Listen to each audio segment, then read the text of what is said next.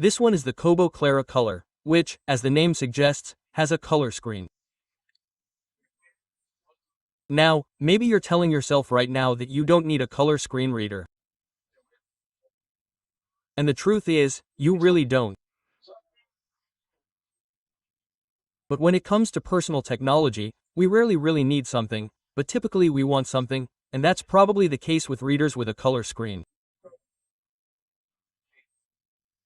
Now, this isn't a video about the Kobo. I've already made a full video talking about this device here on the channel, but I wanted to touch on this topic again because the Kindle Color, the equivalent of the Kobo Clara Color, which is the Kindle Color Soft, has just been released in Brazil. There's a 16 GB version, which I would argue is probably enough for everyone. That one costs roughly $1,350, and there's a 32 GB version that costs $1,484, roughly $0.00. It's considerably more expensive than the other alternatives. So, that's why a lot of people reacted negatively on social media. I've seen a lot of people complaining, harping on the idea that you don't need a new Kindle if you already have one that works perfectly for you. And their main argument is very sensible. They say that since most of the time you're reading, you're seeing letters against a white background, colors don't really improve the user experience.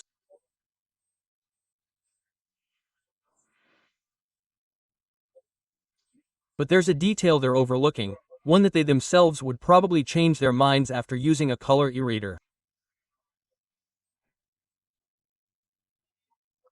And the fact is, at least for me and many other users, a screen like this with all the books, look at that, with the books visible, with the colorful covers, makes the experience a little more enjoyable, in the sense that it has a little more personality. Each book is a little easier to recognize on the screen.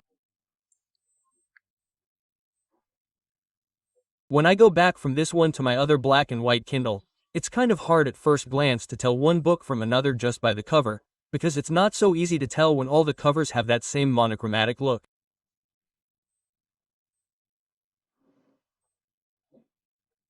Another detail is that with colors, for those who like to take notes in books, you can make colored notes, which, at least for me, makes that note pop much more from the screen to the eye. Let me show you here. Here's the context page. I'll select it here. Then you have one of 4 colors to choose from here. I'll choose yellow here, which is my favorite color. And there it is. Here's the yellow note. It's silly. Yes, but for people who like to orient themselves with colors this way, it will make a difference. I practically didn't take notes when I read on my other combos, and now I do them much more frequently, which makes content creation easier. Oh, and there's that detail too. Many people imagined that an e-reader with a color screen would be amazing for reading things like comics or magazines, and honestly, it's not. Both the Kobo and the Kindle have the same 2 problems. 1. The contrast is very low, actually 3 problems. The contrast is very low, and the refresh rate is too slow to have a truly comfortable reading experience for this type of material. And the screen isn't big enough for you to read material like comics or magazines, right? As I've mentioned here on the channel several times, I have a hobby of collecting and reading old magazines on my iPad. Right? I already made a video about that too. Here are some of mine. Look, let me lower the brightness here so it's a little more readable. Okay.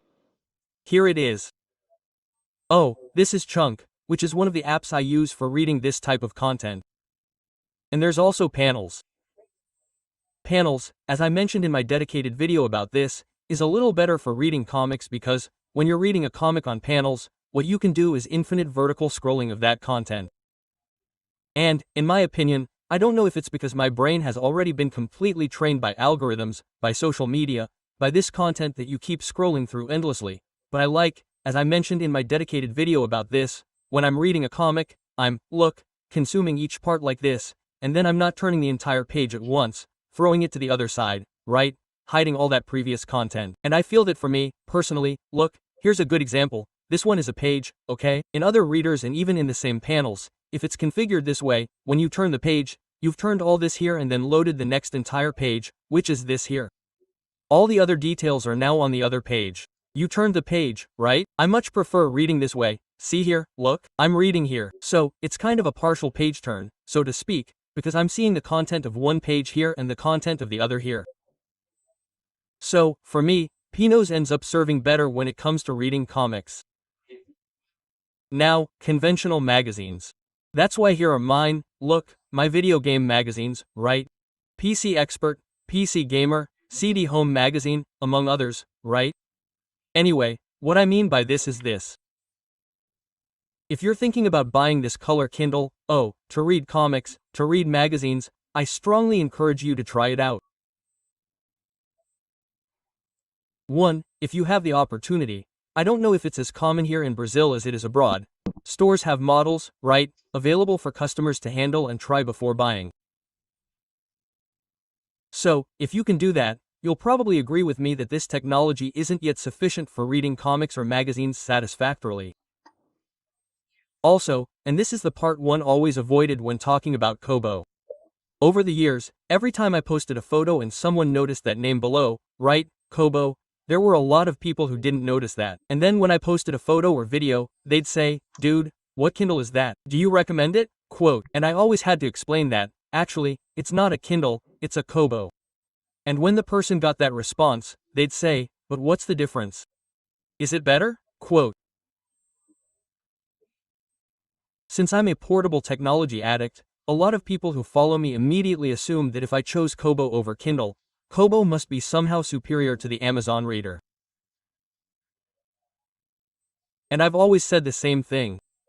Actually, it's because when the Kindle came out, it wasn't offered to Canadians, and Kobo was the alternative we had, right? It was the Canadian brand, which nowadays I think is Japanese, and it was sold. Anyway, because of this, over the years, buying books from the Kobo store, there wasn't much incentive to switch to the Kindle, right? Nowadays, I can say with conviction that yes, I infinitely enjoy the Kobo experience, not just because of a few things I don't understand why the Kindle doesn't have, like, for example, this tab here. Let me show you here.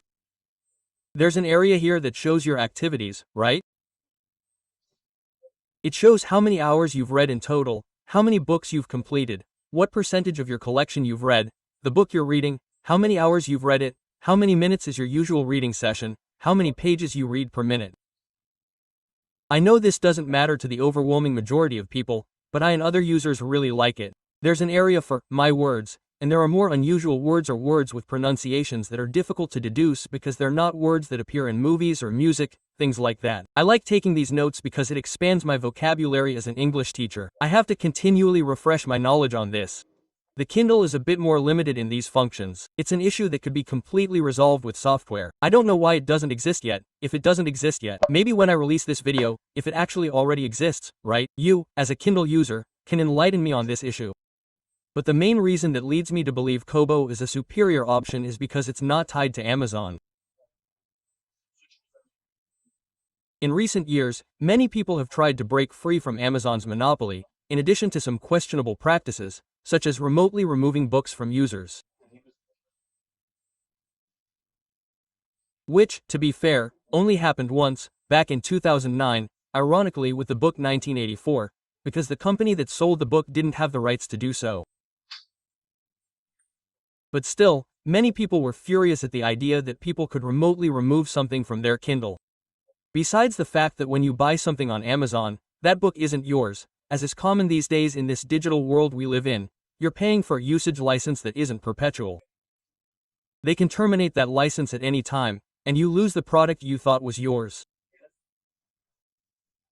So, from the beginning, Kobo has always been easier for you to acquire books from other sources, even Sparrow, if that's something you want to do.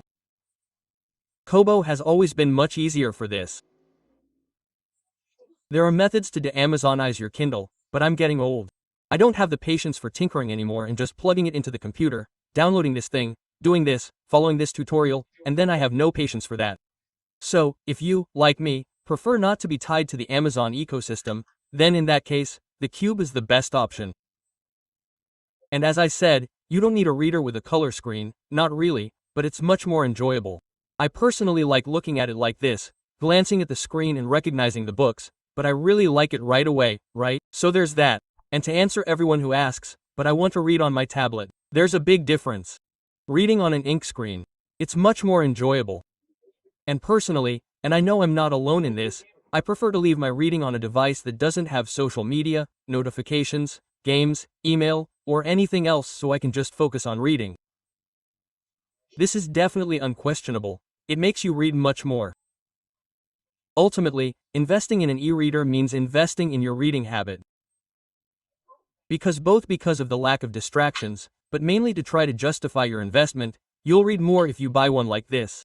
So there you have it. Do you need a little color? Probably no one does, but when you pick one up, I'm sure that, it will make you want to pick it up. But once again, I recommend staying away from the Kindle because of all the controversies Amazon has been embroiled in for quite some time. That's it, folks. I'll leave it at that. I hope you enjoyed this. If you have any specific questions about color screen readers, ask me in the comments. I'll try to answer them all. That's it, folks. See you next time.